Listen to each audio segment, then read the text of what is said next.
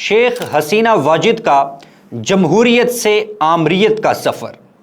شیخ حسینہ واجد کی عروج و زوال کی داستان۔ اگر دیکھا جائے سپٹمبر 1947 کو شیخ حسینہ واجد اس وقت کے مشرقی پاکستان میں شیخ مجیب الرحمان کے گھر پیدا ہوئی، اور بچپن سے حسینہ واجد کو سیاست میں دلچسپی تھی، کیونکہ ان کے والد اس وقت پاکستان میں اہم سیاسی رہنما مانے جاتے تھے۔ خاص طور پر ان کو مشرقی پاکستان میں بہت زیادہ پسند کیا جاتا تھا، کیونکہ وہ ہر وقت بنگالیوں کے رائٹس کی بات کرتے تھے، جمہوریت کی بات کرتے تھے۔ لیکن 1960s میں حسینہ واجد نے سیاست میں ایکٹیولی پارٹیسپیٹ کرنا شروع کر دیا تھا، بٹ 1971 میں جب شیخ مجیب الرحمان کو گرفتار کیا گیا، عوامی لیگ کے دیگر رہنماؤں کو گرفتار کیا گیا اور عوامی لیگ پر ایک نازک موڑ آیا، تو اس وقت شیخ حسینہ واجد ہی تھی جس نے عوامی لیگ کو سہارا دیا، اور اس وقت جتنے بھی عوامی لیگ کے ڈیسیجن تھے یا پارٹی کے معاملات تھے وہ شیخ حسینہ واجد ہی سنبھالتی تھی۔ جب پاکستان سے بنگلہ دیش آزاد ہوا تو 3-4 سال تک شیخ مجیب بھی ساری چیزیں دیکھ رہے تھے، لیکن اس وقت بھی عوامی لیگ کی مشکلات کم نہ ہوئی۔ تقریباً 4 سال کے کم عرصے کے دوران ہی شیخ مجیب الرحمان کی گورنمنٹ کا تختہ الٹ دیا گیا تھا۔ ملٹری کو کے ذریعے عوامی لیگ کی گورنمنٹ کا خاتمہ ہوا، اور اس وقت شیخ مجیب الرحمان، ان کی بیوی اور ان کے 3 بیٹوں کو قتل کیا گیا، اسیسینیٹ کیا گیا۔ لیکن اس وقت شیخ مجیب الرحمان کی 2 بیٹیاں، ایک شیخ حسینہ واجد، دوسری جو ریحانہ تھی وہ بچ گئی تھی۔ شیخ حسینہ واجد اس وقت انڈیا میں رہ رہی تھی، جبکہ ریحانہ جو تھی انہوں نے بھی اپنے آپ کو کسی طرح بچا لیا تھا، اور 1975 سے ہی شیخ حسینہ واجد ایگزائل میں رہی، اور شیخ مجیب الرحمان کی ڈیتھ کے بعد شیخ حسینہ واجد کو عوامی لیگ کا سربراہ منتخب کیا گیا۔ لیکن 1970s میں شیخ حسینہ واجد بنگلہ دیش سے باہر ہی رہی، کیونکہ ان کو بنگلہ دیش میں آنے کی اجازت نہیں تھی۔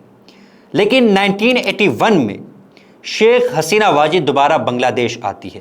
اور اس وقت وہ ان کی جو اپوزیشن کی جو ایک پارٹی تھی جس کو بنگلہ دیش نیشنل پارٹی کہا جاتا ہے، اس کی سربراہ خالدہ ضیاء کے ساتھ انہوں نے مل کر جمہوریت کے لیے سٹرگل کی۔ دونوں بڑے سخت حریف تھے، لیکن جب شیخ حسینہ واجد واپس آئی تو دونوں نے جمہوریت کو بحال کرنے کے لیے اور آمریت کے خاتمے کے لیے بنگلہ دیش میں سٹرگل شروع کر دی تھی۔ انٹرسٹنگلی دونوں خواتین تھی، عوامی لیگ کی سربراہی شیخ حسینہ واجد کر رہی تھی، جبکہ BNP کی سربراہی خالدہ ضیاء کر رہی تھی۔ لیکن اور 1990s میں جو اس وقت کے لیفٹیننٹ جنرل حسین محمد تھے ان کو بھی ریزگنیشن دینی پڑی، اور 1991 میں بنگلہ دیش میں الیکشن ہوتے ہیں۔ لیکن اس وقت ملٹری تو فرنٹ پہ نہیں آ رہی تھی، لیکن بیک میں سیاست میں مداخلت کر رہی تھی، اور ملٹری نے خالدہ ضیاء کی جو پارٹی تھی اس کو سپورٹ کیا، اور یہی ایک پوائنٹ تھا جہاں پر خالدہ ضیاء اور شیخ حسینہ کے درمیان اختلافات شروع ہوئے، اور جب خالدہ ضیاء کی گورنمنٹ بنی تو وہ دیر تک نہیں چل سکی۔ 1996 میں دوبارہ انتخابات ہوتے ہیں، اور 1996 میں شیخ حسینہ واجد پہلی مرتبہ بنگلہ دیش کی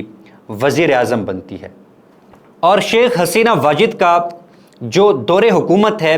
وہ 1996 سے لے کر 2001 تک چلتا ہے، اور یہ بنگلہ دیش میں پہلی مرتبہ ہوتا ہے کہ کوئی وزیر اعظم اپنا فل ٹینیور پورا کر کے جاتا ہے۔ لیکن 2001 میں جب دوبارہ انتخابات ہوتے ہیں اس وقت پھر عوامی لیگ ہار جاتی ہے، اور 2004 میں جب وہ ایک مقامی جگہ پر جلسہ کر رہی تھی اس وقت ان کے اوپر دھماکہ بھی ہوتا ہے، لیکن وہ سروائیو کر جاتی ہے۔ پھر یہ سلسلہ چلتا ہے، اور 2007 میں ملٹری ایک بار پھر ایمرجنسی کو نافذ کرتی ہے۔ یاد رہیں کہ اس 5 عرصے کے دوران کئی مرتبہ ان کو اریسٹ بھی کیا جاتا ہے، ان کو بہت زیادہ مشکلات کا سامنا کرنا پڑتا ہے، کیونکہ وہ جمہوریت کے لیے آواز بلند کر رہی ہوتی ہے، جمہوری سٹرگل ان کی ہوتی ہے، عوامی پار ان کے ساتھ ہوتی ہے، لیکن ان کو اریسٹ کیا جاتا ہے۔ 2007 میں جب ملٹری ایمرجنسی نافذ کرتی ہے اور 2008 میں دوبارہ جب انتخابات ہوتے ہیں تو اس وقت شیخ حسینہ واجد بنگلہ دیش کی دوسری مرتبہ وزیر اعظم بنتی ہے، اور 2009 میں جب وہ وزیر اعظم بنتی ہے،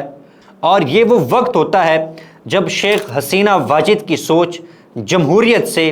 آمریت کی طرف بدل جاتی ہے، اور 2009 سے ہی وہ آمرانہ طرز حکومت کی طرف گامزن ہو جاتی ہے، اور بنگلہ دیش میں ایسے لگتا ہے کہ جیسے ون پارٹی سسٹم کو اسٹیبلش کیا گیا ہو، اور 2009 کے بعد ہی وہ اپنے پار کو کنسولیڈیٹ کرنا شروع کر دیتی ہے، اور جو بھی ان کی رائے سے اختلاف رکھتا ہے انہیں کچلا جاتا ہے۔ لیکن اس دوران جو سب سے بڑا سٹیپ شیخ حسینہ واجد نے لیا وہ یہ تھا کہ انہوں نے 5 ملٹری آفیسرز کو پھانسیاں دی، اور ان کے اوپر الزام یہ تھا کہ یہ وہ ملٹری آفیسرز تھے جنہوں نے شیخ حسینہ واجد کے والد شیخ مجیب، ان کی مدر اور ان کے 3 بھائیوں کو مار دیا تھا۔ اور اسی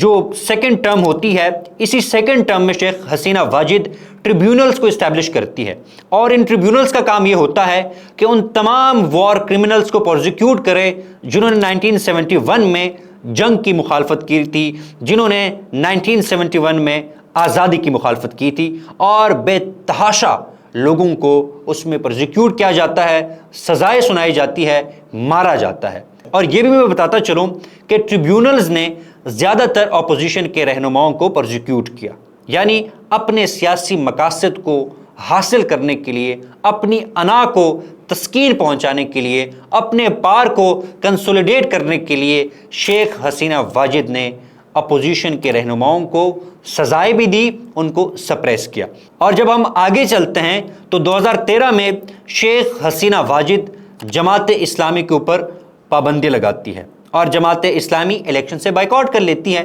2014 میں پھر انتخابات ہوتے ہیں، اور اس انتخابات سے قبل وہ اپوزیشن کے رہنماؤں کو جیلوں میں ڈالتی ہے اور ان کے اوپر پابندی لگاتی ہے کہ وہ الیکشن نہیں لڑ سکتے۔ اور پھر ہوا کیا، اور یہ بھی میں آپ کو ساتھ ساتھ بتاتا چلوں کہ اس وقت ملٹری شیخ حسینہ واجد کو سپورٹ کر رہی تھی۔ پھر ملٹری کے بیک اپ سے شیخ حسینہ واجد تیسری مرتبہ بنگلہ دیش کی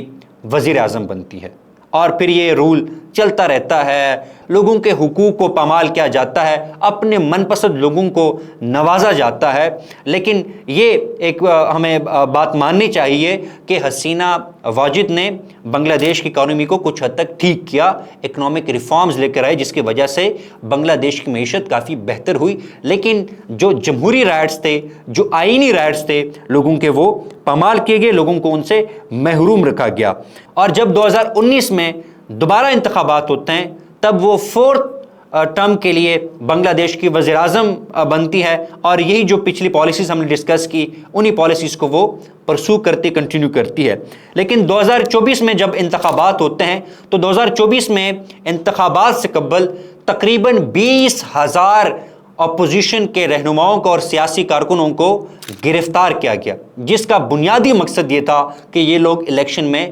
پارٹیسپیٹ نہ کر سکے۔ ایک خوف و ہراس کی فضا قائم کی گئی تھی، اور اپوزیشن کے رہنماؤں کے اوپر پابندی لگائی گئی تھی، جس کی وجہ سے اپوزیشن کو اس طرح کی کمپین کا موقع بھی نہیں ملا، اور ان کو الیکشن کا بائیکاٹ کرنا پڑا۔ ہوا پھر یہ کہ 2024 کے انتخابات میں انہوں نے اسٹیٹ مشینری کا استعمال کیا اور الیکشن کو رگ کیا، جس کی وجہ سے شیخ حسینہ واجد ایک مرتبہ پھر 5ویں دفعہ بنگلہ دیش کی وزیر اعظم بنتی ہے، اور تقریباً 15 سال وہ بنگلہ دیش کے اوپر مسلسل حکومت کرتی ہے۔ لیکن یہ بھی ایک اہم پوائنٹ ہے کہ جون میں وہ اپنے ریلیٹو جو کہ موجودہ آرمی چیف ہے وقار الزمان، ان کو وہ آرمی چیف منتخب کرتی ہیں، حالانکہ وہ بڑے جونیئر تھے۔ ان کی فاسٹ پروموشن ہوتی ہے، اور 1 سال کے اندر ان کو بنگلہ دیش کا آرمی چیف بنایا جاتا ہے۔ شیخ حسینہ واجد کی اتھارٹیرین پالیسی سے لوگوں میں فرسٹریشن بڑھتی ہے، اور جس طرح انہوں نے لوگوں کے ڈیموکریٹک رائٹس کو پامال کیا، اس سے لوگوں میں غم و غصہ پایا جاتا ہے، اور جو کوٹا سسٹم ہے جب اسے دوبارہ ری انٹروڈیوس کیا جاتا ہے تو پھر جو طلبہ ہے وہ فرسٹریٹڈ ہو کر اپنا فیوچر انسیکیور دیکھ کر سڑکوں پر آتے ہیں، اور پھر یہ احتجاجی سلسلہ شروع ہو جاتا ہے۔ اور جب شیخ حسینہ واجد ان سٹوڈنٹس کو غدار ڈکلیئر کرتی ہے، ان سٹوڈنٹس کو رضاکار کہتی ہے اور ان کے اوپر تشدد کرتی ہے، ان کو مارتی ہے، تو اس موومنٹ میں شدت آتی ہے اور پورا بنگلہ دیش نکل پڑتا ہے اور شیخ حسینہ سے استعفے کا مطالبہ کرتا ہے، اور اسٹوڈنٹ پریشر، عوامی پریشر اتنا زیادہ ہو جاتا ہے کہ شیخ حسینہ واجد کو استعفیٰ دینا پڑتا ہے اور بنگلہ دیش سے وہ فرار ہونے میں کامیاب ہو جاتی ہے۔ لیکن عوامی پریشر کے سامنے جو ان کے اپنے ہی لگائے گئے رشتہ دار تھے، جو آرمی چیف تھے، وہ بھی شیخ حسینہ واجد کو نہیں بچا سکے۔ اس طرح شیخ حسینہ واجد کی 15 سالہ دور حکومت کا خاتمہ ہوتا ہے اور وہ اب کسی دوسری کنٹری میں ایگزائل لینے کے کوششوں میں مصروف ہے۔